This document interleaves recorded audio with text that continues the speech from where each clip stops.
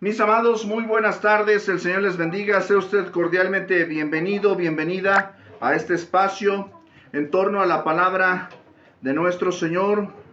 Mis amados, hoy es sábado 25 de enero y al Señor le damos gloria por permitirnos estar reunidos en torno a su palabra. Clase, ¿cómo estamos? Bendecidos. Muy bendecidos, agradecidos con el Señor. El día de hoy nos ha permitido el Señor, ¿verdad? El salir, ¿verdad? A la calle, ¿verdad? Salir a nuestra colonia, invitar a nuestros vecinos. Y le hacemos también a usted que nos está escuchando la más cordial invitación. Escuche con atención, mi amado, mi amada, donde quiera que usted esté.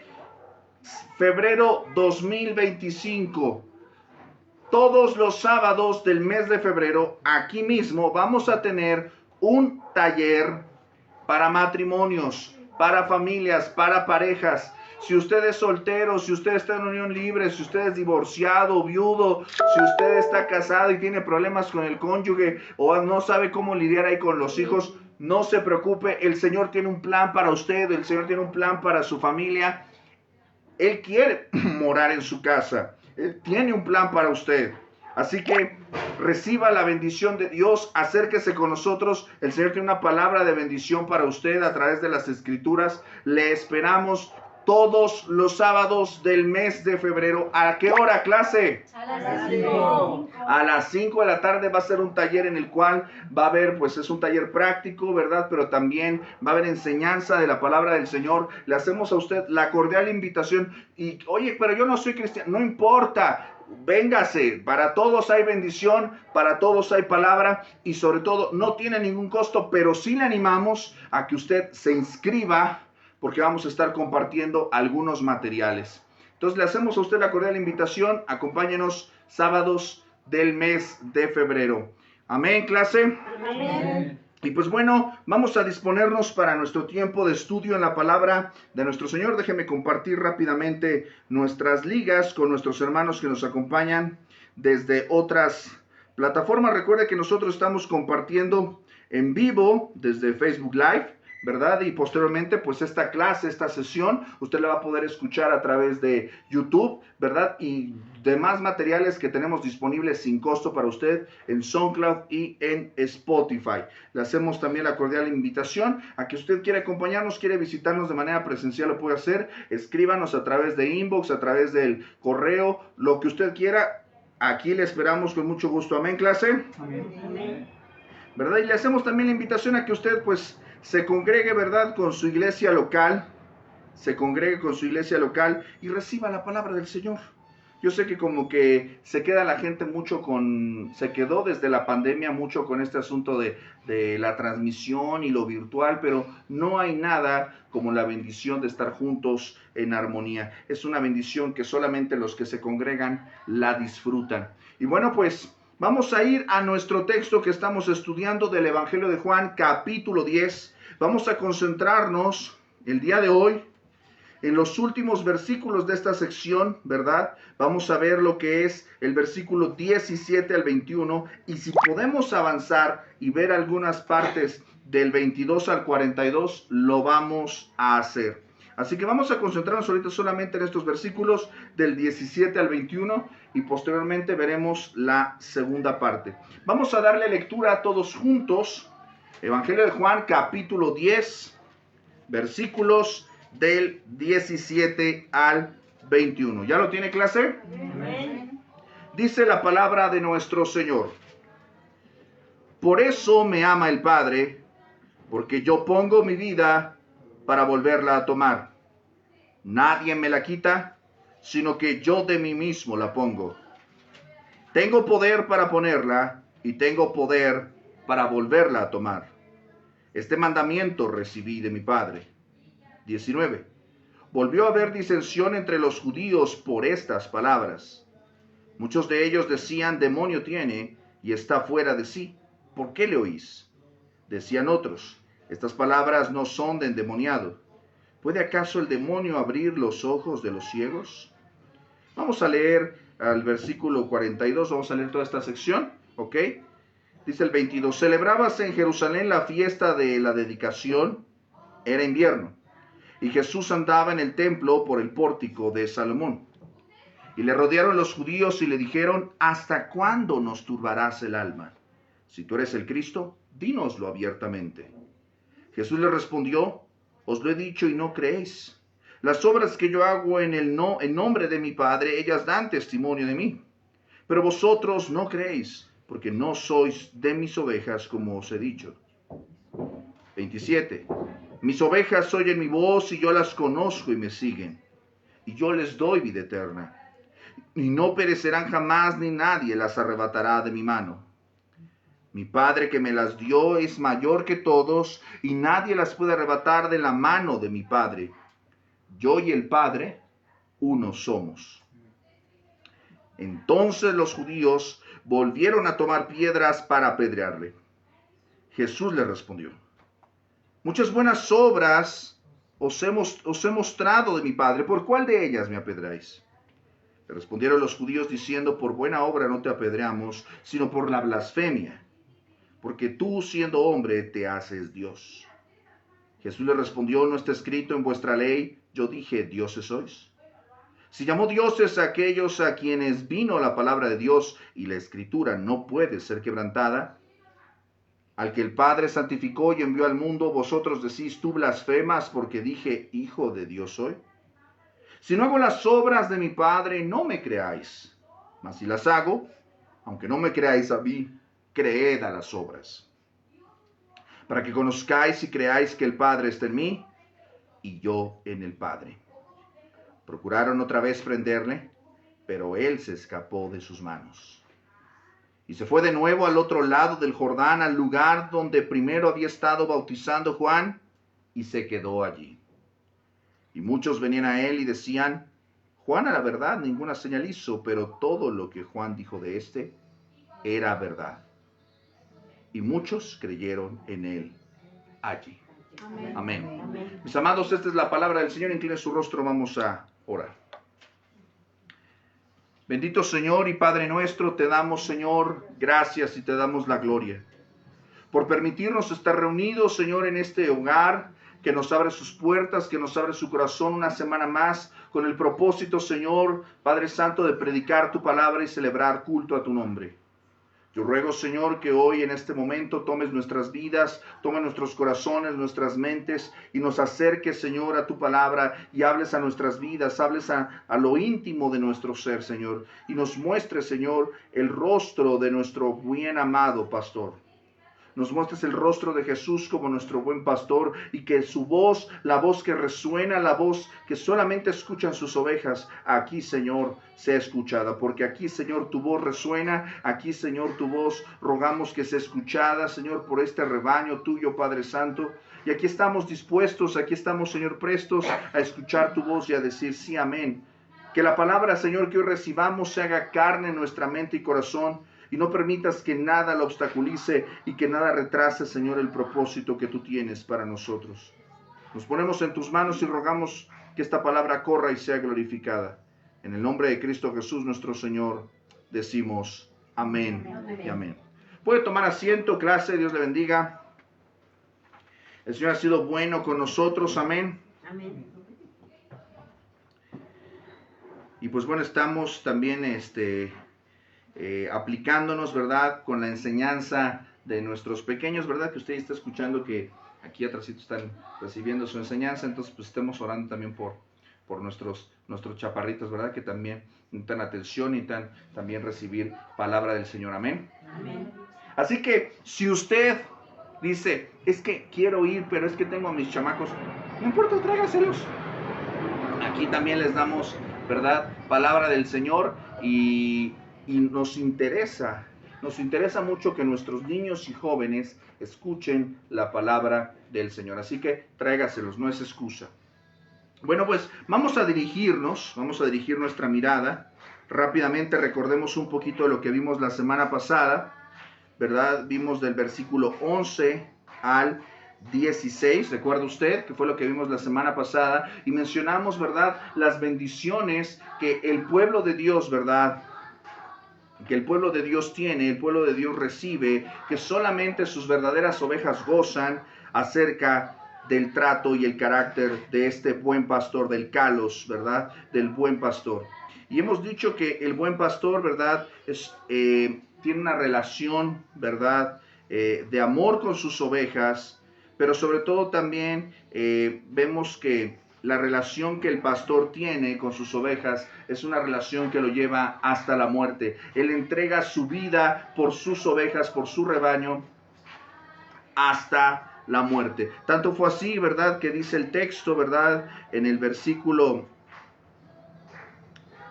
10 dice que Él, ¿verdad? Ha venido para que tengamos vida y para que la tengamos en abundancia, ¿verdad? Él ha entregado su vida por nosotros, por sus ovejas. A su nombre, gloria. Amén. Y vemos también, ¿verdad? Eso ya no lo terminamos de ver la semana pasada. Si quiere, si le podemos cerrar tantito, nada más emparejar tantito, para que hagan ruido a gusto y nosotros hagamos nuestro ruido a gusto también aquí. Gracias.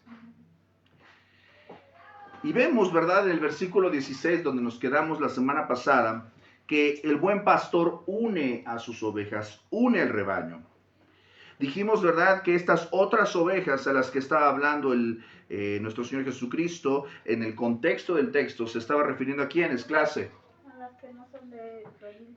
A las que no son de este redil, pero según el contexto, ¿de quién estaba hablando? De los fariseos, de los que no eran judíos. ¿Ellos eran de su redil? No. ¿Van a ser de su redil los fariseos? No. No.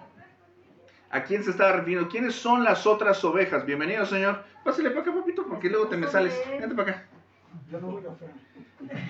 Vente para acá, porque luego, ahí te lo echas, échale ojo para que no se vaya a salir por la puerta de atrás. ¿Quiénes eran las otras ovejas? ¿Quiénes eran las otras ovejas? Que no son de su red, las personas. O sea, el redil, recordemos que esta palabra, esta enseñanza, esta alegoría, dijimos que es una alegoría, ¿estamos de acuerdo?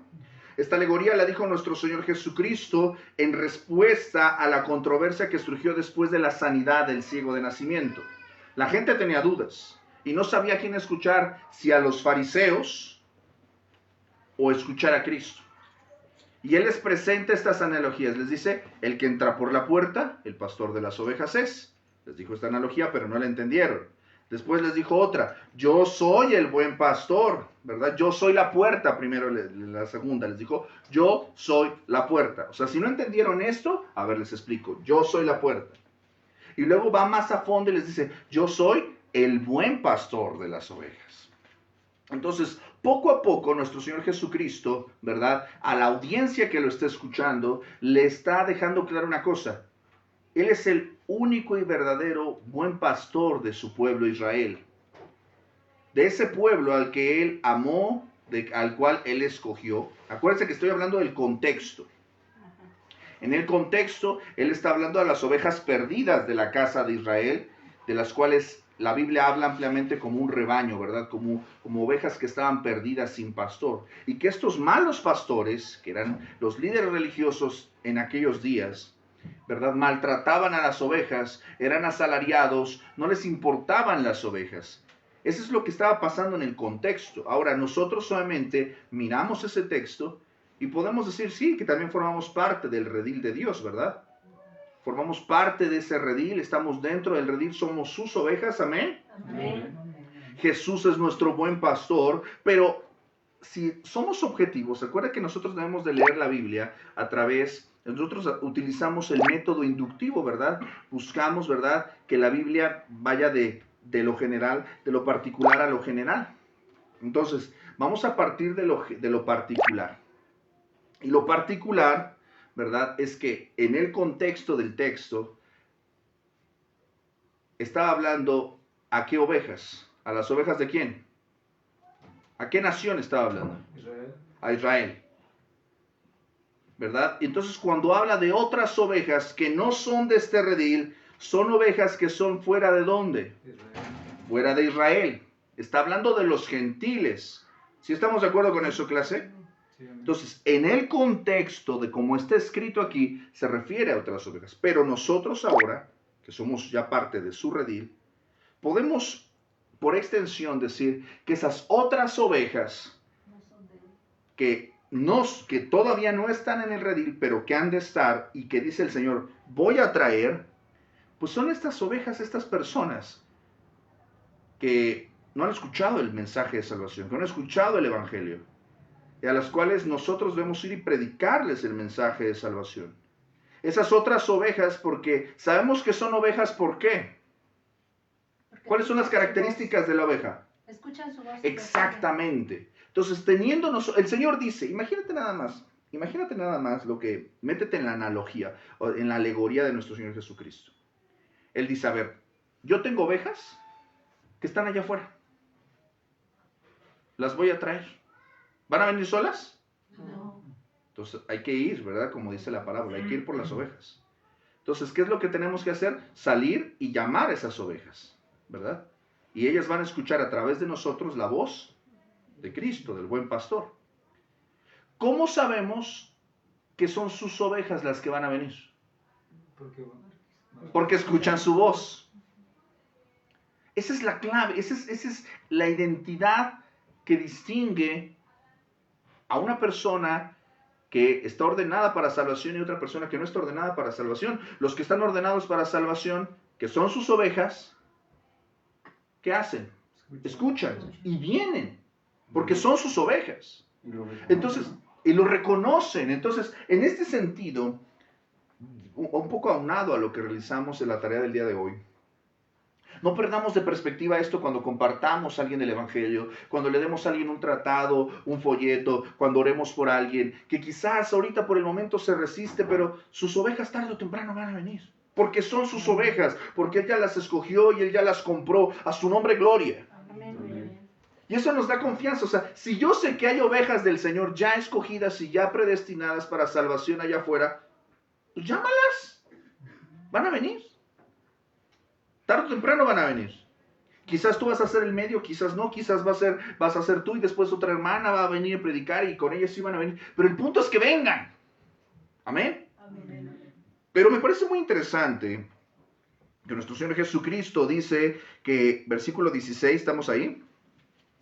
También tengo otras ovejas que no son de este redil, aquellas también debo traer y oirán mi voz. ¿Y habrá qué? Un rebaño y un pastor. Qué hermosa declaración es la que nuestro Señor Jesucristo está planteando aquí acerca de qué es lo que va a hacer el Señor Jesucristo con sus ovejas, ¿verdad? Es una palabra maravillosa la que tenemos aquí. Y déjeme comentarle esto. En este sentido, nosotros, recuerde que como hermanos, pertenecemos, ¿a cuántas iglesias pertenecemos? ¿A 7? No, presta atención. ¿Cuántas iglesias hay? A la luz de toda la revelación bíblica de la eternidad, ¿cuántas iglesias hay? Solamente hay una iglesia, solamente hay un rebaño, solamente hay un pastor. Cristo solamente. Y yo les comentaba, ¿verdad? Esta historia, esta anécdota de la historia de la iglesia, donde George Whitefield, este predicador que predicaba al aire libre en las colonias americanas, en los Estados Unidos de hace titipuchal de años, hace más de 200 años.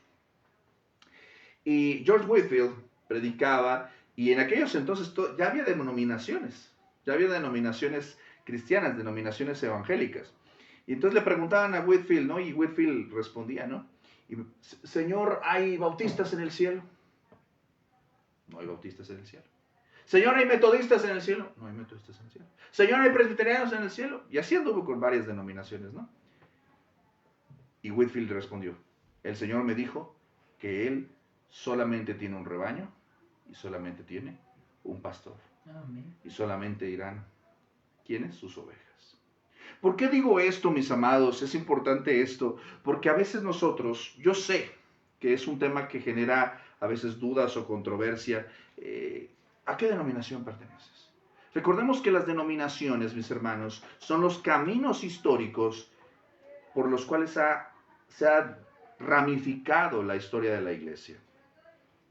Es importante que usted conozca y estudie acerca del origen de todo esto. No vamos a entrar ahorita en ese tema, pero antes que todo, recuerde usted una cosa.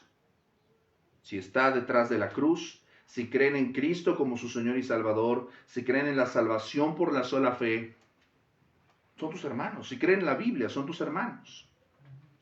Es importante que esto lo tengamos presente, porque a veces nosotros tenemos la tendencia de decir, si no son de mi denominación, no son mis hermanos. Oye, párale. No funciona así. Solamente hay ¿qué? Un rebaño y solamente hay un pastor.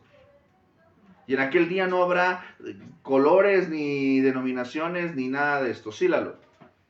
Hay un pasaje en San Lucas, si no mal recuerdo, donde el Señor Jesucristo llega y le dicen a sus discípulos, Señor, hay unos Están predicando. que están predicando en tu nombre, pero los reprendimos.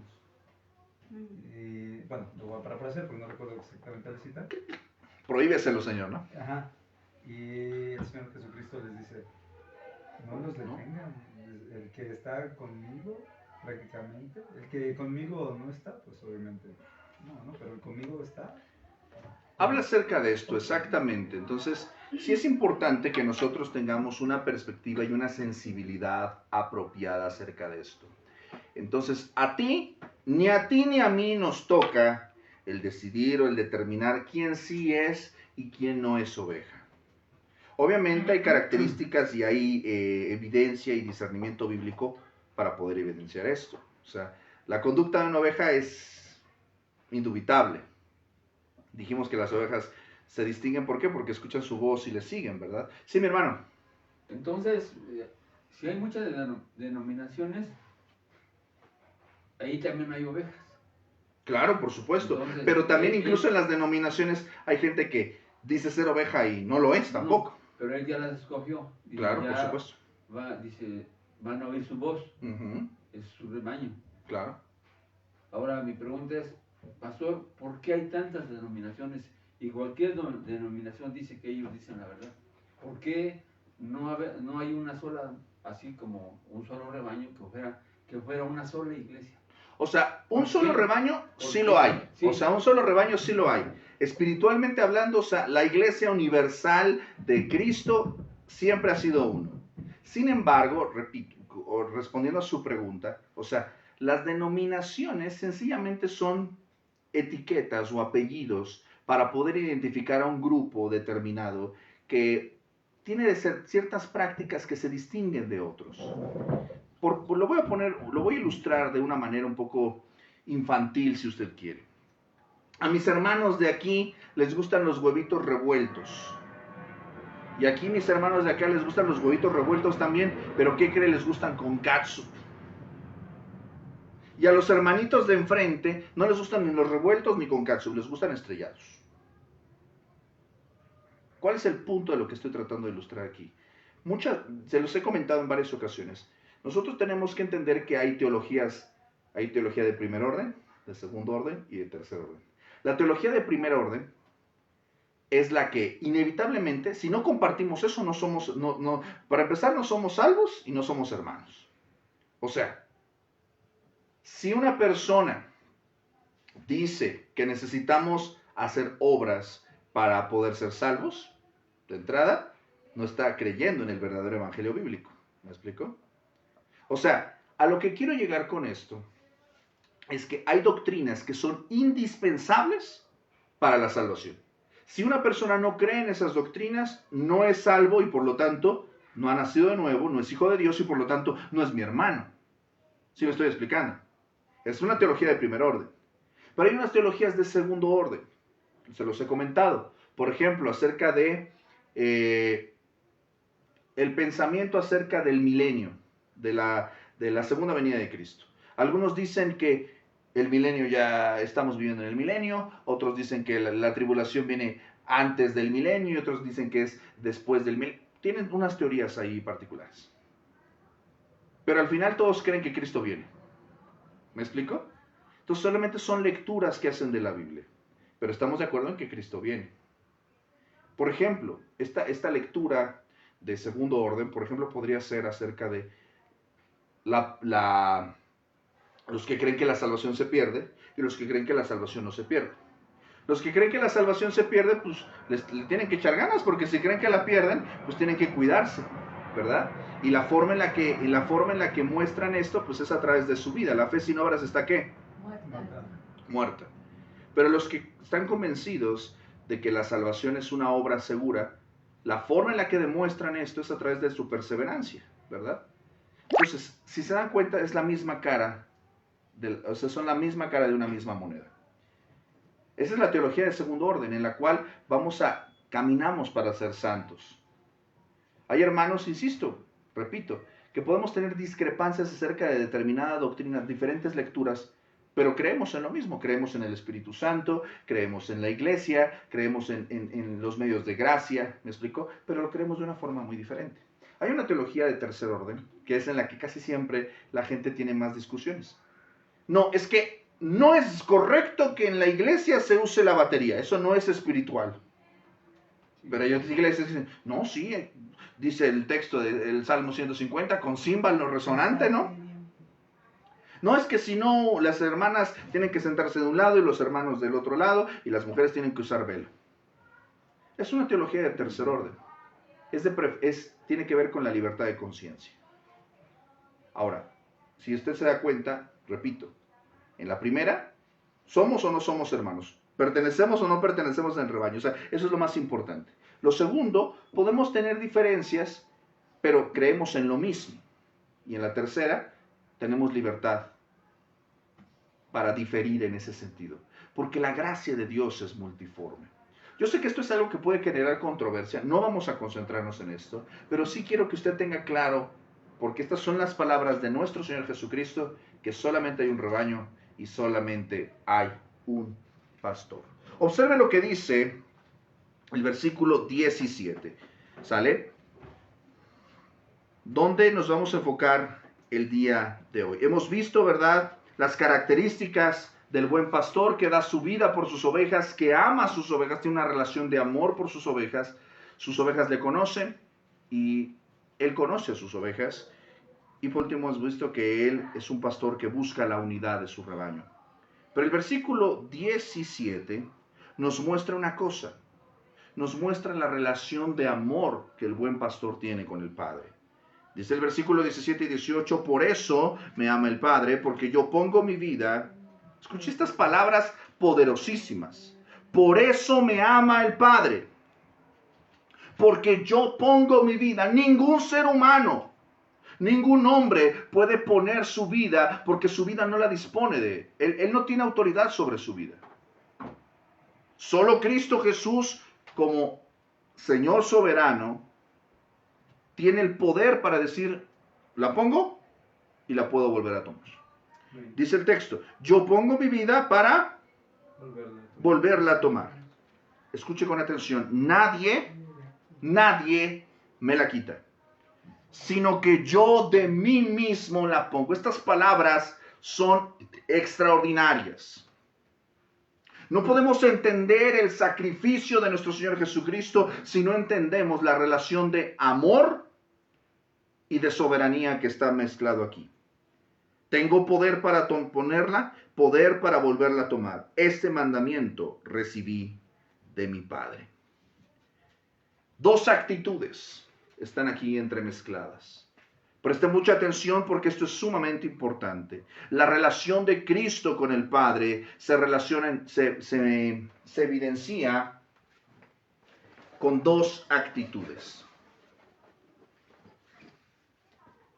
¿Cuáles cree que son esas actitudes según el texto? Igualdad. Son iguales, pero el texto ahorita no está mencionando eso. Hay dos actitudes que están aquí mencionadas. Aquí no está hablando propiamente de igualdad. Habla de dos actitudes. Cuando dice pongo mi vida, cuando dice pongo mi vida, Ajá. y cuando dice la vuelvo a tomar. Ok, pero ¿por qué la pone? ¿Qué es el versículo 18 en la última frase del versículo 18? Este Mandamiento. Entonces, ¿qué es lo que está haciendo nuestro Señor Jesucristo al mandamiento del Padre? Cumpliéndolo. ¿Cómo se llama eso? Obedecer. Obediencia. La relación, dos actitudes están mezcladas aquí en estos versículos 17 y 18. Presta atención. Amor y Obediencia. obediencia. Qué hermoso. Lo que está diciendo aquí nuestro Señor Jesucristo son palabras poderosísimas. Son dos actitudes que nuestro Señor Jesucristo muestra como el buen pastor de nuestras almas. Dos actitudes del Cristo con el Padre, amor y obediencia. Las dos están ligadas. Tú no puedes tener amor por el Padre si no manifiestas obediencia. Y no puedes manifestar verdadera obediencia si no amas al Padre, si no amas a Cristo. Sin amor no hay obediencia y sin obediencia no hay amor. Así de simple. No hay manera de que tú puedas mantener una relación correcta con Dios a través de Cristo si no tienes estas dos actitudes. ¿Sí estamos de acuerdo, clase? Sí. Las dos están ligadas. Es imposible amar a Dios sin obedecerle. Observe lo que dice Juan 15:9. ¿Ya se aburrió? No. Apenas vamos empezando. Juan 15:9 dice el texto: como el Padre me ha amado, así también yo os he amado, permaneced en mi amor. La palabra usada aquí, permanecer, tiene que ver con eso, con la permanencia, la perseverancia, la obediencia, constantemente, no solamente un día sí y un día no, sino todos los días, permanece en su amor. Observa más adelante lo que dice la primera carta de Juan, ya casi llegando a Apocalipsis. Observa lo que dice primera de Juan, capítulo 2, versículos del 3 al 5. Primera de Juan, capítulo 2, versículos del 3 al 5. Si voy muy rápido, apunta las citas y ahorita me alcanzas. Dice el texto: y en esto sabemos, escucha lo que dice aquí el apóstol Juan. Es el mismo que escribe el Evangelio. Escucha lo que dice el Espíritu Santo. Y en esto sabemos que nosotros le conocemos. Iglesia, ¿cómo mostramos nosotros que realmente conocemos a Dios? Si guardamos sus mandamientos. Versículo 4. El que dice, yo le conozco, y no guarda sus mandamientos, el tal es ¿qué? ¿Qué dice el texto? Mentiroso. Mentiroso.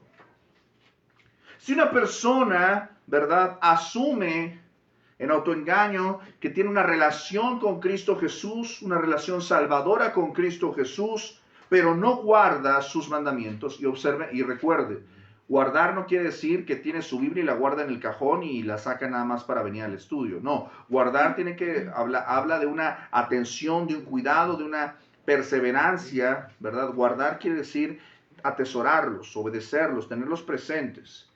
Y no guarda sus mandamientos, es mentiroso.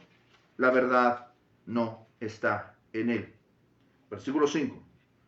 Pero el que guarda su palabra, en este verdaderamente el amor de Dios se ha perfeccionado. Por esto sabemos que estamos en él. No puede haber amor verdadero a Dios si no hay obediencia, y no hay verdadera obediencia si no hay amor a Dios. No hay manera de esto. Esto es tan sencillo y tan profundo que en esto consiste la vida cristiana. Cristo Jesús nos modeló esto. Amén. En la misma primera carta, vaya al capítulo 5, versículo 3.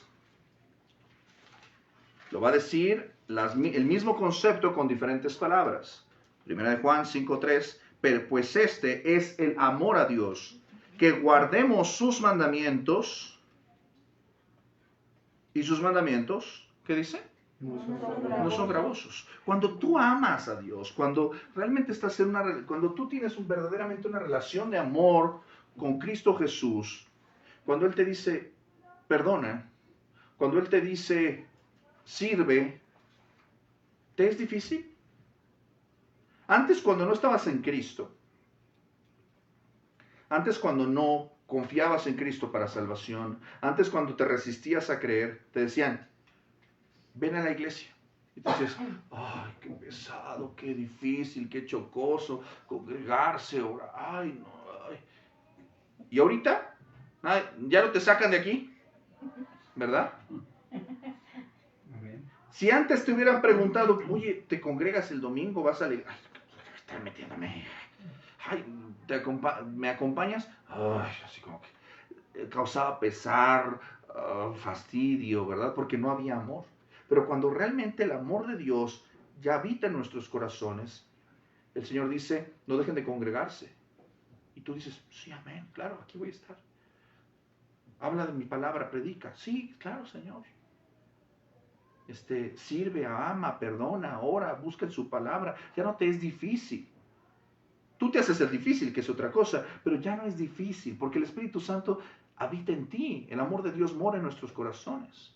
¿Te das cuenta cómo funciona esto? Yo sé que tú sabes que antes te costaban mucho ciertas cosas espirituales y ahorita te producen deleite y no te son difíciles. Esto es lo que pasa cuando el amor de Dios mora en tu corazón. ¿Te das cuenta cómo se relaciona intrínsecamente el amor y la obediencia? Y la obediencia con el amor. El Padre ama al Hijo, dice el versículo 17. Por eso me ama el Padre. ¿Por qué lo ama?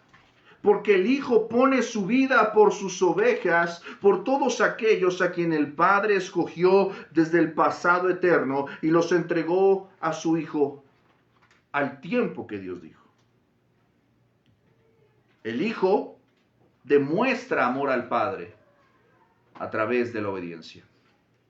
Filipenses 2:8 nos recuerda que Él se hizo obediente ¿hasta qué? Hasta la muerte y muerte de cruz. Ese es el nivel y el tamaño de la obediencia suprema de nuestro Señor Jesucristo. Y Él lo hizo por amor al Padre. ¿Y lo hizo por obligación? No. Él lo hizo de manera voluntaria, voluntariamente. Y esto es algo que también, insisto, es importante que prestemos mucha atención a estas palabras, porque nuestro Señor Jesucristo no hizo nada por obligación. Lo repetía, lo mencionaba la semana pasada, cantos y cantos y cantos y teologías y predicaciones de, es que el Señor vio algo de valor en mí, es que el Señor no podía... No podía haber cielo si yo no estaba ahí con Él. O sea, que la gente dice, oye, ¿no le pierdes, compañero? Que se sienta en la última coca del estadio. Un concepto de amor personal, de ego, que a veces se predica desde los púlpitos, que dices, a ver, ubícate. El Señor hizo esto no por ti, si lo hizo por obediencia al Padre. Lo hizo por amor al Padre, lo hizo para su gloria. Y nosotros fuimos salvados por amor, pero ¿merecíamos ser salvados? No. ¿Había algo de valor en nosotros? No. ¿Lo merecíamos? No. No. Les mencionábamos esto, ¿no? Pablo, cuando escribe a los romanos, ¿verdad? Defiende la causa de Israel. Dice, ¿ha desechado Israel a su pueblo? No, de ninguna manera. Pero lo que pasa a veces es que los gentiles se jactan y dicen, pues los desechó, ya no son su pueblo. Y dicen, no. Tendré misericordia del que tendré misericordia. A Jacob amé y a Esaú aborrecí. ¿Era mejor Jacob que Esaú? No. Pero él sencillamente hizo una elección. Escogió a Jacob. Así como te escogió a ti. Pudo haber escogido a tu vecino, pero te escogió a ti. Y eso es únicamente por amor. Amén. Únicamente por amor. Mis amados, el Señor hizo todo esto voluntariamente. Nadie, dice el texto, que nadie le quitó la vida. ¿Por qué nadie le quitó la vida? ¿Cuántas veces en los evangelios las multitudes quisieron apedrearlo? ¿Quisieron desbarrancarlo? ¿Cuántas veces buscaron arrestarlo? ¿Buscaron matarlo? ¿Cuántas veces? Muchas. ¿Por qué no lo hicieron? Porque Él es la vida. Uno, porque no había llegado su tiempo. Dos, porque Él es. No había llegado su hora. Muchas veces el Señor expresó con esta declaración, no ha llegado mi hora, todavía no es mi hora. Y cuando habla de su hora está hablando de este momento en el cual entregaría su vida en la cruz del Calvario. No ha llegado ese momento. Ese momento ya estaba fijado en la agenda de Dios desde la eternidad pasada. Pero sobre todo esto, ciertamente recordemos que en nuestro Señor Jesucristo habitan dos naturalezas completas y perfectas. La naturaleza divina y la naturaleza humana. No es 50-50, es 100% Dios y 100% hombre. Esto es el misterio, ¿verdad?, de la unión hipostática. Pero a lo que quiero llegar con esto es a que Estas personas que vieron a nuestro Señor Jesucristo solamente veían a un hombre, pero el que estaba ahí era más que un hombre. Y él tenía un completo gobierno de las potestades del infierno, tenía completo gobierno sobre la enfermedad, tenía completo gobierno sobre la creación, sometía a la tormenta. ¿Tenía poder sobre su vida? Claro que sí. Tú no tienes poder sobre tu vida. Tu vida sí te la pueden quitar. Pero tu vida, ¿quién es el que dice cuándo te vas y cuándo te quedas? Dios. Tú no lo decides. No. Por eso escuchamos, ¿verdad? Constantemente. Entonces escuchar esta expresión muy cristiana, muy evangélica, que dice, el Señor lo llamó a su presencia. O el Señor, sí, lo llamó a su presencia. Cuando una persona, pues, es un eufemismo de que una persona, pues, falleció, ¿no? O sea, lo llamó a su presencia, es como decir, ya, se te acabó tu turno, vente para acá. Tomó su vida. ¿Por qué? Porque era suya. ¿Quién le dio la vida? ¿Quién la tomó? Pero Cristo no. Cristo entra dentro de una ecuación completamente diferente. Por eso dice, nadie me puede quitar la vida, porque yo estoy fuera de ese rango. Nadie me la quita. Él mismo la puso. ¿Recuerda usted? Vamos a ver más tarde, conforme vayamos avanzando en el estudio, pero acompáñeme por favor a Juan capítulo 19, versículo 11. El que lo tenga lo lee, por favor. Juan 19, 11. Para que no se duerma. 19:11 dice, respondió Jesús, ninguna autoridad tendrías contra mí si no te fuese dada de arriba. Por tanto, el que a ti me ha entregado, mayor pecado tiene. Ok, gracias Lalo. Estas palabras que nuestro Señor Jesucristo está emitiendo, ¿se las está diciendo a quién? Clase. A Pilato, ¿verdad? Recuerda que pues llevan a nuestro Señor Jesucristo en el proceso de los juicios a nuestro Señor Jesucristo, lo llevan a Pilato, Pilato quiere entrevistarse con él y le dice, pues yo puedo liberarte si tú quieres, ¿no?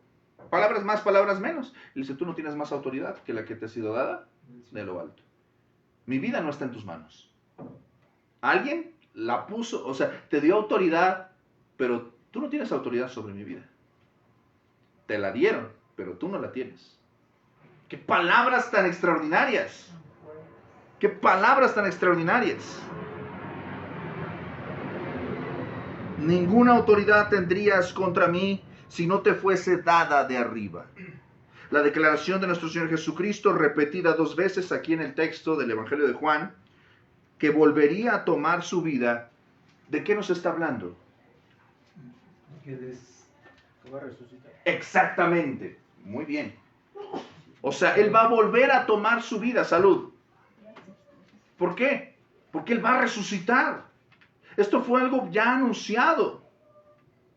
No fue una sorpresa. Esto ya estaba dicho en el Antiguo Testamento y esto ya el Señor Jesucristo lo había anunciado 3 veces a sus discípulos. Les dijo, es necesario que el Hijo del Hombre padezca en manos de las autoridades y que muera y resucite al 3er día.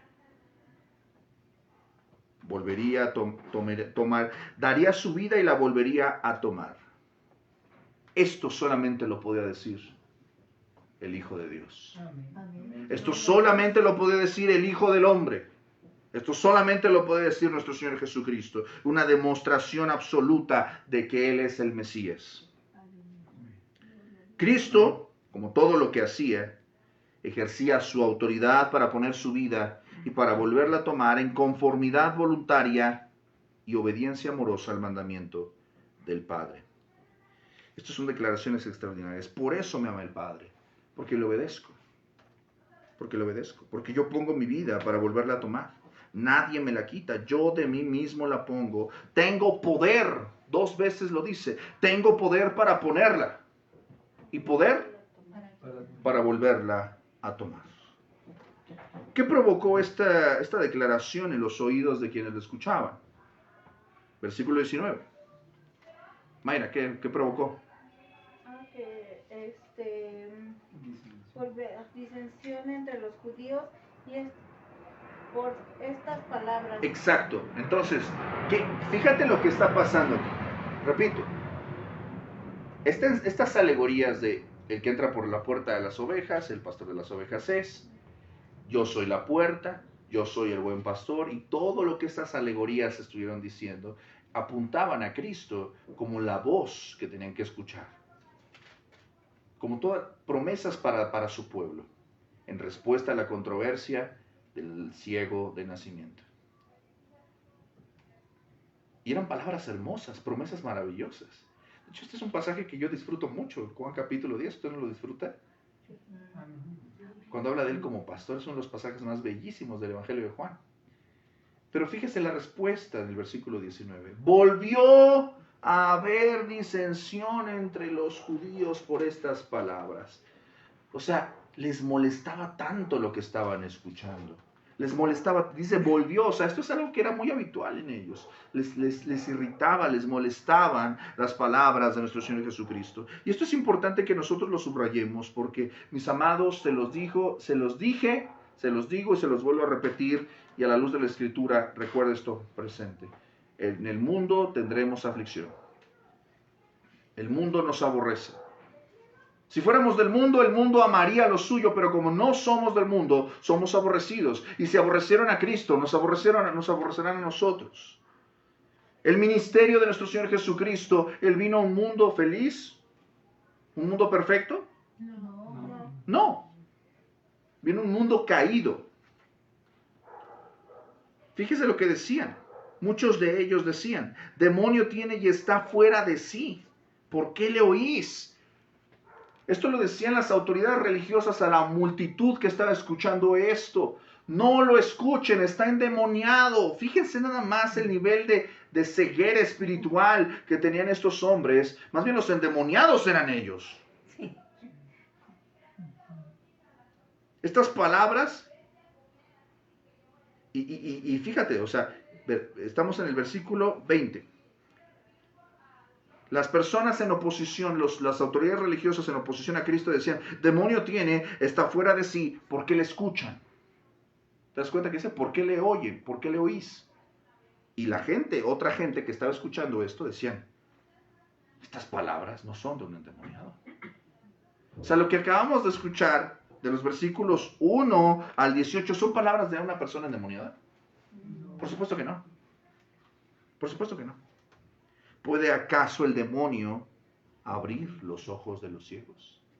¿Te das cuenta cómo la misma Escritura comprueba lo que estamos diciendo? O sea, todas estas palabras las dijo en respuesta a la controversia del ciego de nacimiento, para que escucharan a Cristo, pero muchos no lo quisieron escuchar.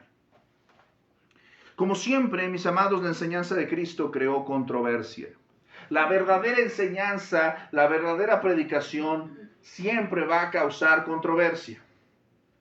Estaba viendo por ahí un meme, ¿no? Que decía, ¿dejaste tus prédicas motivacionales? Le preguntaba una niña al pastor. ¿Dejaste tus prédicas motivacionales? Sí, ¿a qué costo? Se fue media iglesia.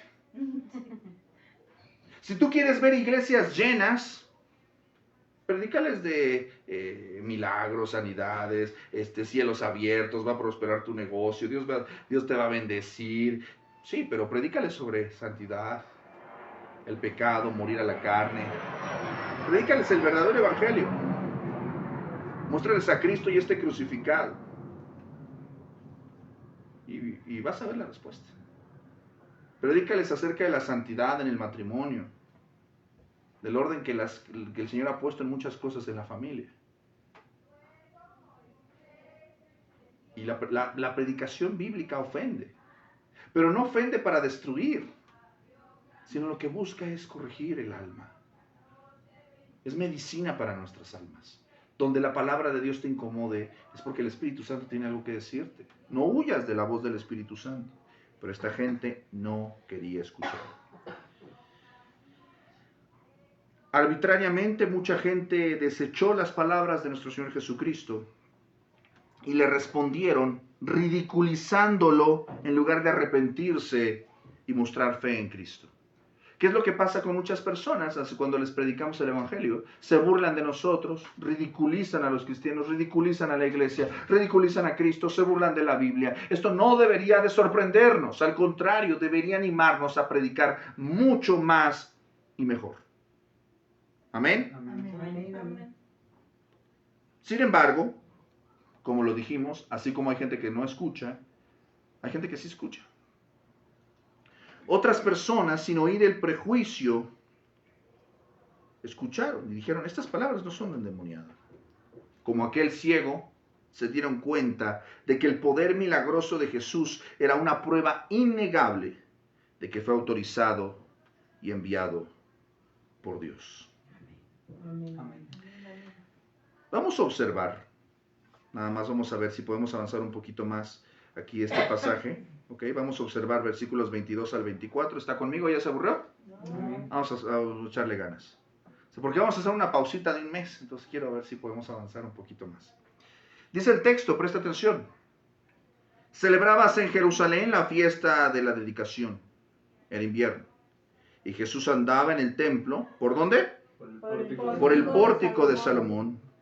Y le rodearon los judíos y le dijeron, ¿hasta cuándo nos turbarás el alma? Si tú eres el Cristo, dínoslo abiertamente.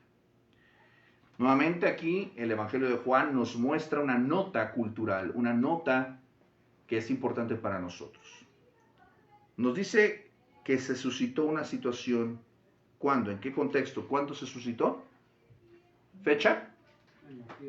En la fiesta de la dedicación. La fiesta de la dedicación. ¿Ok? La fiesta de la dedicación. ¿Ok? Nos da una observación acerca de esto. Hoy, la fiesta de la dedicación se le conoce como la Hanukkah. ¿Has escuchado la Hanukkah? ¿Verdad? Entonces, en Navidad, bueno, para nosotros Navidad, o en el fin de, en las épocas de invierno, los judíos no celebran Navidad porque ellos no creen en quién. No creen en Cristo, ¿verdad? Ellos celebran Hanukkah, que es la fiesta de las luminarias, de las luces o velas que alumbran las casas judías como parte de la celebración. Por eso ve que las casas están iluminadas con la menorá, que son con el candelero de 7 brazos, ¿verdad? No era una fiesta prevista en el Antiguo Testamento, se celebraba en el día 25 del mes judío, Kislev, entre los meses de noviembre y diciembre, que viene a ser nuestro calendario para nosotros. ¿Ok? Importante esta nota, pues nada más para que nos situemos en el episodio de lo que está pasando aquí. ¿Verdad? Se daba lugar en el invierno, ¿verdad? Y nuestro Señor Jesucristo dice que andaba en el templo por el pórtico de Salomón. Probablemente estaba haciendo frío, probablemente estaba lloviendo, no lo sabemos, ¿verdad? Era una temporada fría, acuérdense que era una región desértica, por lo tanto los climas son un poco más extremos, ¿verdad? Si hace calor, hace mucho calor, ¿verdad? Acuérdense de la mujer samaritana, ¿verdad? Que salía a la hora donde el sol estaba más alto para no tener que toparse con otras mujeres, porque nadie iba a mediodía a recoger agua. Imagínate, mediodía, tierra de Israel, el calor estaba a todo lo que daba. Ahora imagínate, el frío en aquellos entonces pues era más duro, ¿verdad? Dice que el Señor Jesucristo estaba en el templo por el pórtico de Salomón y dice que le rodearon, ¿verdad? Versículo 24, los judíos y le dijeron, ¿hasta cuándo nos turbarás el alma? Ellos estaban haciendo la pregunta correcta acerca de si era el Mesías. De hecho, creo que es la pregunta más importante que le podían haber hecho. Pero, ¿realmente ellos estaban buscando una respuesta? No. ¿Por qué le hacen esta pregunta? O sea, estamos en el capítulo 10. ¿Cuántas veces el Señor les ha mostrado, milagro tras milagro, declaración tras declaración? ¿Cuántas veces les ha mostrado que Él es el Hijo de Dios, que Él es el Hijo del Hombre, que Él tiene autoridad en el cielo y en la tierra para sanar en el sábado, para alimentar a las multitudes? O sea, esta pregunta ya estaba más que respondida, ¿no? ¿Por qué le preguntaban esto? Es una pregunta perniciosa, como para... Explícanos qué es pernicioso. Pues es como muy... como con... ¿cómo se dice? Viene con trampa. Ándale. Viene con jiribilla. O sea, tratando de encajarlo. Capciosa, por ahí podrían decir algunos, ¿no? O sea, le hacen una pregunta, pero viene con otro fin. Ajá, o sea, era esa parte de querer enjuiciarlo prácticamente. Porque entonces no lo creían. O sea, ya hemos visto una y otra vez que ellos ya habían dicho, no creemos y no vamos a creer. Si lo querían atrapar otra vez. Sus motivos eran sospechosos. Lejos de ser una petición sincera de información, en realidad no era otro intento de tenderle una trampa. Es lo que querían desde hace mucho tiempo. ¿Te acuerdas, por ejemplo, cuando tú vas al texto de Mateo, verdad? Y vamos a ver qué le hacen al Señor Jesús. Van como grupitos a hacerle preguntas difíciles. ¿Debemos darle el tributo al César? Oye, pero si una mujer tiene un marido y se le muere, y luego tiene otro marido y se le muere, y tiene otro marido y se le muere, y tiene otro marido, como 7 veces, ¿no? Se le muere. ¿Quién sabe? Un escenario absurdo. Y cuando venga la resurrección, ¿de quién va a ser ¿de quién va a ser esposo? O sea, ve el nivel de necedad, de absurdo de estas preguntas. ¿Sí me estoy explicando? ¿Quién te dio autoridad para hacer esto? O sea, le hacían preguntitas, pero ojo, clase, esto es muy importante porque a ti y a mí nos hacen esas mismas preguntas todo el tiempo. No los hacen, tú tienes que aprender a discernir cuando te hacen una pregunta sincera con el objetivo realmente de conocer de Dios y conocer de tu fe, y cuando te hacen una pregunta porque te quieren exhibir, cuando te quieren humillar, cuando quieren burlarse de ti, cuando te quieren poner un tropiezo, una trampa. Y eso fue lo que pasó con nuestro Señor Jesucristo. Pero si te das cuenta, el Señor Jesucristo, obviamente que conocía los corazones de las personas, pues no se dejaba engañar, ¿verdad? En este sentido, vamos a ver que la idea pues era tenderle una trampa, ¿verdad? Él era una amenaza para ellos, para su poder, para su prestigio. Buscaban desacreditarlo, buscaban desecharlo. Estaban ellos preocupados por las señales que realizaba, cansados de las divisiones que causaba, incluso entre sus filas, porque había gente que creía en él, pero no le confesaba, ¿te acuerdas? Por temor a ser expulsados de la sinagoga, ¿verdad? Entonces, en este sentido, por eso les dice, dínoslo, le dicen, dínoslo abiertamente, así ya, pronúncialo para que te podamos echar mano. ¿Qué es lo que dice nuestro Señor Jesucristo? Versículos 25 al 31, presta atención. Jesús le respondió, os lo he dicho, y no creéis. Las obras que yo hago en nombre de mi Padre, ellas... ¿Qué dice? Dan testimonio de mí, pero vosotros no creéis. ¿Por qué? Porque no son de mis ovejas. Porque no son mis ovejas. Porque no son mis ovejas. Como os he dicho. O sea, esto ya se los dije. Chavos, ustedes no creen porque no son mis ovejas. No son mis ovejas. Mis ovejas, las que son mías, las que pertenecen a este redil, las que... O sea, mis ovejas oyen mi voz y yo las conozco y me siguen y yo les doy vida eterna. Escucha estas palabras extraordinarias, subráyalo ahí, enciérralo, ponle ahí marcatextos. Yo les doy vida eterna y no perecerán jamás, a su nombre gloria, ni nadie las arrebatará de mi mano. Este es un versículo que, si lo prestas atención, ahorita que nos estamos poniendo controversiales, este es un versículo que asegura la salvación. Dice que sus ovejas, ¿quién las va a arrebatar de su mano? Nadie. Los que son de Cristo son de Cristo. Y nadie los va a arrebatar de su mano.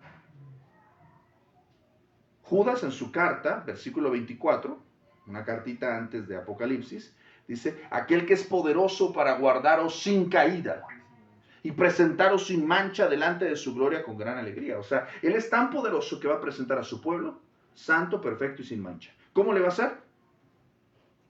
Él lo va a hacer. O sea, yo me veo a mí mismo y digo, ¿es en serio, Señor? ¿Me vas a presentar sin manchas, sin arrugas, sin ni cosa semejante? Soy tu oveja, Señor, porque a veces como que uno se distrae. Pero Él dice, mis ovejas oyen mi voz. Nadie las arrebatará de mi mano. Nadie me las va a quitar. Lo que Cristo compró en la cruz, ya lo compró, nadie se lo va a quitar. Los que han sido salvos llegarán a la gloria. Esa es promesa de Cristo. Y Él no miente.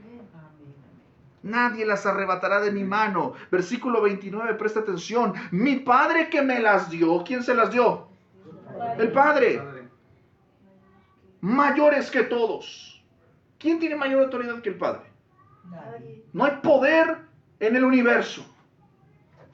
No hay poder en el universo que le diga, Oye, ¿qué estás haciendo? El barro no le puede decir al alfarero, ¿qué haces? Mi Padre es mayor que todos. Y nadie las puede arrebatar de la mano de mi Padre. O sea, si mi Padre me ha dado algo a mí, que yo soy su hijo, ¿alguien me lo puede quitar? Y esas ovejas de las que está hablando de ti y de mí. Estamos en la mano del Padre. Y el Padre puso a estas ovejas, di amén, te puso a ti y a mí en las manos de Cristo. Entonces, nadie las va a arrebatar de la mano del Padre, y por lo tanto, nadie las va a arrebatar de las manos de Cristo. Estamos seguros en las manos de Dios. Qué extraordinarias palabras son las que está diciendo aquí nuestro Señor Jesucristo. Y el versículo 30. ¡Ay, Padre de la gloria! El versículo 30 ha sido un versículo que ha sido muy mal interpretado, incluso por la teología unitaria, los que no creen en la Trinidad. Aquí nuestro Señor Jesucristo hace una declaración en el versículo 30, yo y el Padre, uno somos. Ojo, no está hablando de una división, no está hablando de que se mezclan como plastilina, no. La teología que nosotros estamos viendo aquí es la misma declaración de unidad de voluntad y pensamiento que dice Deuteronomio capítulo 6. Oye Israel, Jehová nuestro Dios, Jehová Uno es. Pero nosotros sabemos, ¿verdad? Por el mismo testimonio de todas las escrituras, de que Dios es uno, manifestado y revelado en tres personas. Y aquí lo que está hablando es lo que decía mi hermana. Somos iguales. En el principio era el verbo, y el verbo era con Dios, y el verbo era Dios. Son iguales. Yo y el Padre, uno somos. Y aquí de lo que está hablando es, yo y el Padre tenemos autoridad. Y tenemos la misma voluntad sobre la salvación de las ovejas. Es lo que está diciendo aquí. ¿Esto les gustó a los que estaban escuchando? ¿A los judíos que querían saber si Él es el Cristo? ¿No? Entonces, versículo 31, ¿ya se cansó? No. Entonces los judíos, ¿qué hicieron? O sea, yo sigo pensando, ¿para qué le preguntan tanto si no quiere? O sea, pero fíjate, él dijo, tengo poder acerca de mi vida para ponerla, tengo poder para volverla a tomar. Nadie me quita la vida. Los judíos volvieron, ¿qué? A tomar piedras para apedrearle. ¿Le apedrearon? No. Porque nadie le va a quitar la vida. Porque él la va a poner cuando él quiera ponerla y la va a tomar cuando él quiera tomarla. ¿Te das cuenta? Él ya les había dicho claramente las cosas, pero ellos no creían. Ellos no creían. Estas palabras son extraordinarias, mis amados, porque vemos la incredulidad que hay en los corazones. Una tremenda incredulidad. ¿Sigue conmigo? Observe versículos 32 y 33. Jesús le responde, muchas buenas obras os he mostrado de mi Padre, ¿por cuál de ellas me apedráis? Le respondieron los judíos diciendo, por buena obra no te apedreamos, sino por la blasfemia, porque tú siendo hombre te haces Dios. Fíjate la calma maravillosa, o sea, estaba una turba enardecida a punto de asesinarlo y él está preocupado. Lo ves corriendo, echándose a correr, temeroso. No, él es el Hijo del Hombre, él tiene autoridad en el cielo y en la tierra. Él está tranquilo y responde, ¿por qué me van a apedrear? Muchas buenas obras he hecho. El Señor no suavizó ni retiró su afirmación de ser igual a Dios. Él no se retractó. Él no dijo, ay, bueno, discúlpenme por lo que dije, no se vayan a ofender. En su lugar, los forzó a enfrentar y a lidiar con sus obras, con sus buenas obras, con sus milagros. Sus obras eran prueba visible, tangible, inescapable de que Él es uno con Dios. Observa conmigo rápidamente sobre el mismo Evangelio de Juan, capítulo 5, versículo 36. Dice nuestro Señor Jesucristo nuevamente, mas yo tengo mayor testimonio que el de Juan, porque las obras que el Padre me dio que cumpliese, las mismas obras que yo hago, ¿qué dan? Testimonio. Que el Padre me ha enviado. O sea, estaban obligados ellos a creer por las obras que él ha hecho, porque daban testimonio de que Dios estaba con él. Dios estaba con él.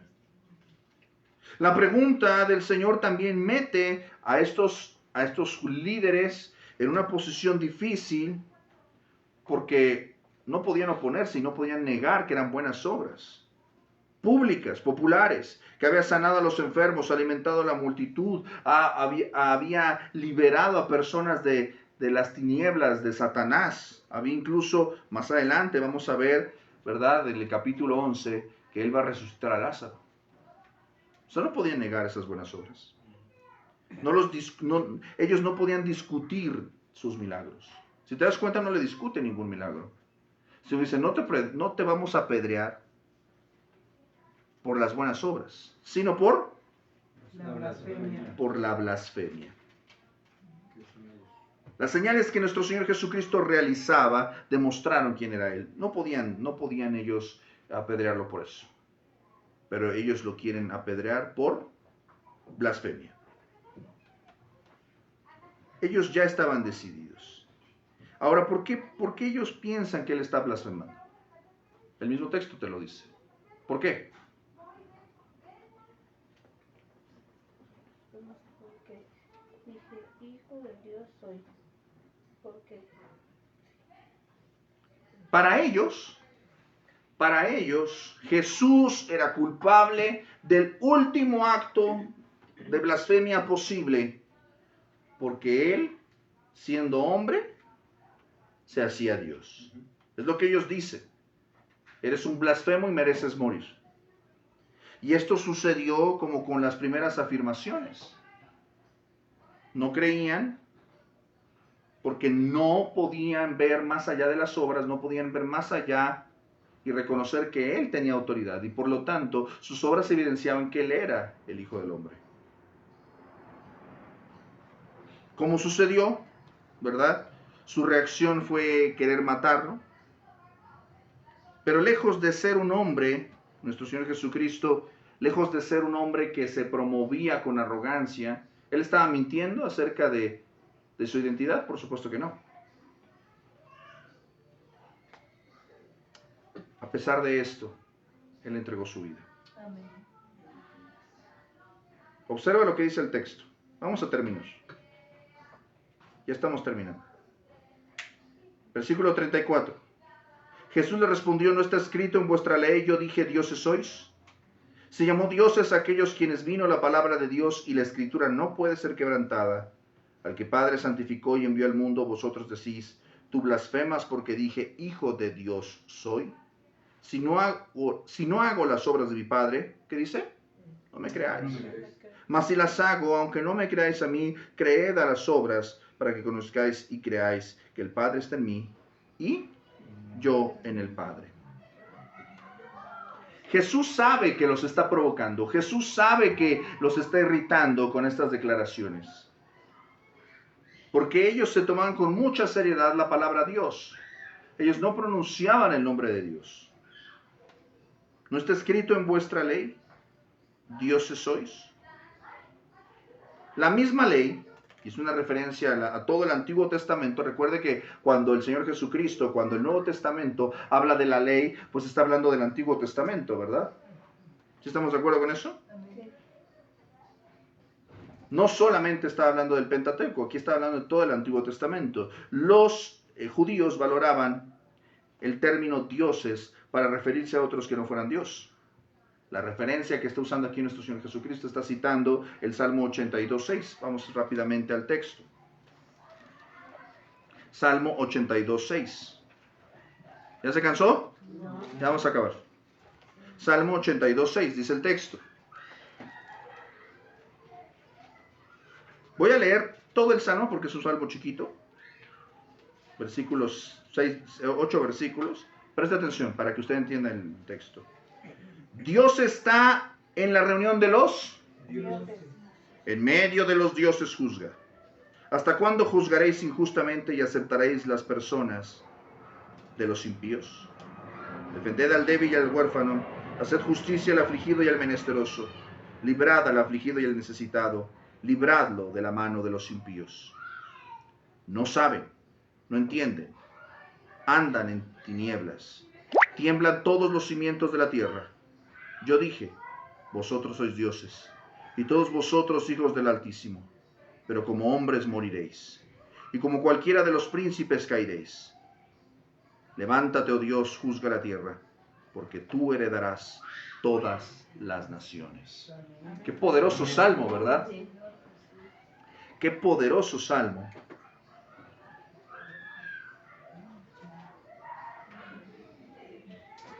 La referencia que estamos leyendo aquí del Salmo 82, donde Dios reprende a los jueces injustos de Israel, llamándolos dioses, en un sentido muy inferior. Si te das cuenta, utiliza la palabra dioses con minúscula, ¿verdad? Porque regían como representantes y portavoces de Dios.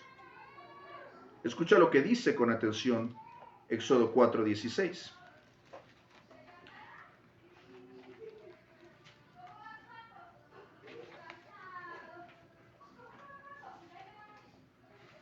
Dice el texto.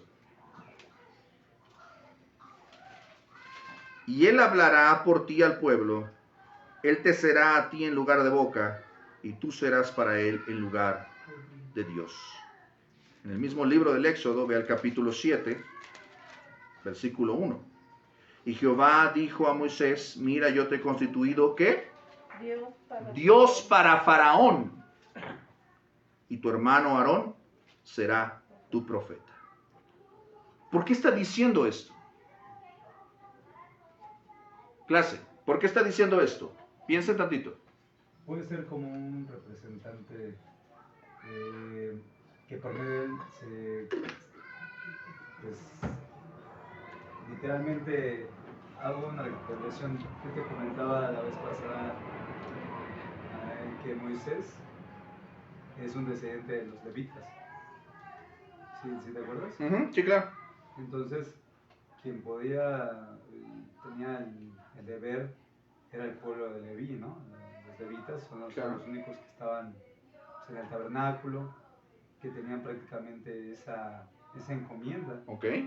Entonces, es importante decirlo porque así era como medio, un representante de ese pueblo, ¿no? En este caso. Exactamente. Entonces, lo que está hablando aquí es que ya te he mostrado un poquito de referencias bíblicas de lo que el Salmo 82 habla a los jueces humanos que son como dioses y que hablan en nombre de Dios, representan a Dios y sus palabras son como las palabras de Dios. De hecho, yo creo que es a eso a lo que se refiere Romanos 13, ¿no? Cuando habla acerca de las autoridades, ¿no? Y dice que Dios les ha puesto la espada, ¿no? O sea, ellos tienen una importancia, o sea, ellos tienen una responsabilidad muy alta, pero Dios en medio de los dioses juzga. Él los va a juzgar a ellos. Él va a juzgar a esos jueces que representan la justicia de Dios. Pero volvamos a Juan capítulo 10 y entendamos qué es lo que nuestro Señor Jesucristo le está diciendo. ¿A quién se está dirigiendo ahorita nuestro Señor Jesucristo? A los líderes judíos, a las autoridades religiosas malvadas e incrédulas que estaban buscando ponerle una trampa, porque no creían sus enseñanzas, no creían sus declaraciones. Los líderes judíos no podían disputar el hecho de que esos jueces se les llamara dioses, porque, como el Señor Jesucristo dice, y aquí se pone entre paréntesis, la escritura no puede ser quebrantada. Es una declaración clara de la veracidad y autoridad de la escritura. La Biblia no se puede anular. Si Dios llamó dioses a estos jueces injustos, ¿cómo podían decir sus oponentes que al que el Padre santificó y envió al mundo, estaba blasfemando? Vuelvo a leer el texto, presta atención. Jesús le respondió, versículo 34, ¿no está escrito en vuestra ley, yo dije, dioses sois? Si llamó dioses a aquellos a quienes vino la palabra de Dios, y la escritura no puede ser quebrantada, al que el Padre santificó y envió al mundo, ustedes dicen que yo blasfemo, porque dije, Hijo de Dios soy. ¿Se dan cuenta de lo que está pasando aquí? ¿Lo perciben?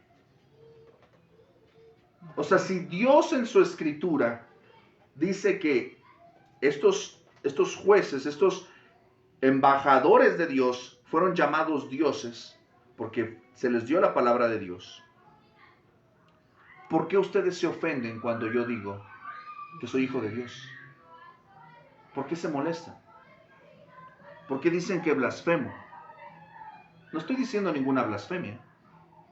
37. Si no hago las obras de mi Padre, no me crean. O sea, si lo que estoy haciendo no son las obras del Padre, por favor, no me crean, ignórenme. Pero si las hago, aunque no me crean a mí, crean a las obras para que puedan conocer y creer que el Padre está en mí y yo en el Padre. ¿Te das cuenta? Los está reprendiendo por su incredulidad. Los está haciendo tropezar en sus propias palabras, en sus propias declaraciones. Versículo 39 al 42. Procuraron otra vez prenderle, pero él se escapó de sus manos. Nuevamente, nadie me la quita. Yo mismo la pongo. Yo tengo poder para ponerle y poder para volverla a tomar. Nadie me quita la vida. Nadie me quita la vida. Procuraron otra vez prenderle, dice el versículo 39, pero él, ¿qué dice?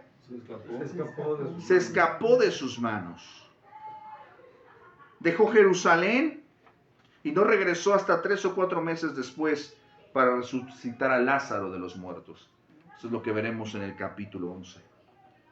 No importa que hayan buscado arrestarle, no importa las trampas que buscaban tenderle, no había llegado todavía su hora. Por eso Cristo se escapó de sus manos.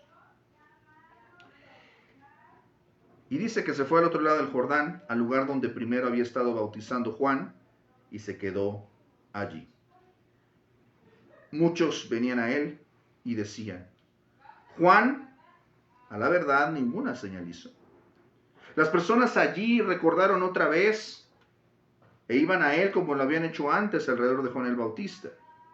Reconocieron que Juan no había hecho milagros, pero fue testigo de Cristo. Ellos reconocieron que Jesús había hecho algo mayor que lo que había hecho Juan. Juan, a la verdad, ninguna señal hizo, pero todo lo que Juan dijo de este, ¿qué fue? Y muchos creyeron en él allí. Bienvenida, mi hermana, Dios la bendiga. Así, mis hermanos, el ministerio público de nuestro Señor Jesucristo. Presta atención porque aquí las cosas se van a poner color de hormiga. Hasta aquí, ya acabamos de terminar, hemos terminado el capítulo 10. Amén. Amén. Hasta este punto, nuestro Señor Jesucristo ha predicado de manera pública. ¿Dónde estaba, dice, cuando habló esto? Estaba en el pórtico ¿de qué? De Salomón. Estaba hablando públicamente. Él no se tenía que estar escondiendo. Él sanó al ciego públicamente. Habló públicamente. Se mostró a sí mismo como el buen pastor públicamente. Al paralítico del estanque de Betesda, ¿dónde estaba? En un lugar público. Todo su ministerio había sido público hasta entonces. Hasta aquí, hasta el versículo 42, todo su ministerio fue público. Pero a partir de aquí en adelante, todo va a ser diferente. Aquí, el ministerio público de nuestro Señor Jesucristo concluye con un último rechazo. Un último rechazo. Tú pensarías que nuestro Señor Jesucristo, pues es el mejor evangelista, que todo el mundo al que escuchaba lo convencía.